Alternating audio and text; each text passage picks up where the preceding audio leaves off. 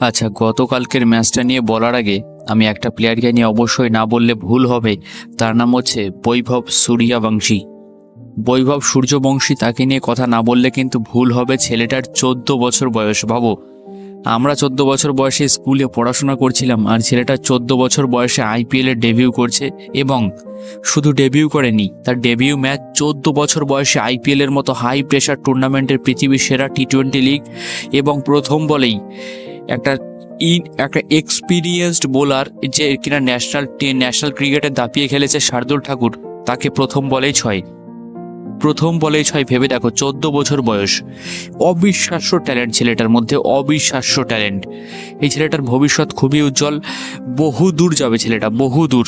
20 বলে 34 করে গেছে, 2 4 3 6। Strike rate 170। ভাবা যায় 170 স্ট্রাইক রেট। তবে এর থেকেও মজার ব্যাপার যেটা, সেটা হচ্ছে যে এই ম্যাচটা কিন্তু হারের কথা ছিল না রাজস্থান রয়্যালসের।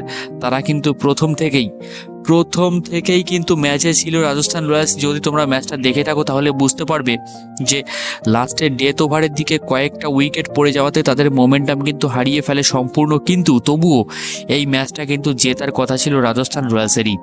6 বলে 9 রান দরকার ছিল, সেই রান করতে ব্যর্থ হয়েছে রাজস্থান। ম্যাচের পর ম্যাচে কিন্তু ব্যর্থ যাচ্ছে সিমরন হেটমায়ার। সে কিন্তু প্রত্যেকটা ম্যাচে কিন্তু ফ্লপ যাচ্ছে।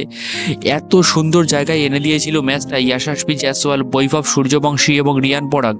এত সুন্দর জায়গায় এনে দিয়েছিল, মানে স্ট্রাইক রোটেট করলেও কিন্তু ম্যাচটা বেরিয়ে যেত। সেটাও কিন্তু পারেনি রাজস্থান। মানে হাতের ম্যাচ, ইজি ম্যাচ কিন্তু হারলো রাজস্থান।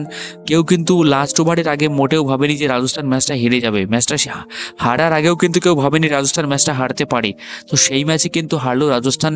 অন্যদিকে একটা বোলারকে নিয়ে না বললেই নয়, যে আবেশ খানকে ভাই হ্যাটস অফ, স্যালিউট। একেই বলে ডেথ ওভার। ডেথ ওভারটা কিন্তু এরকমভাবেই করতে হয়, একদম পারফেক্ট ডেথ ওভার।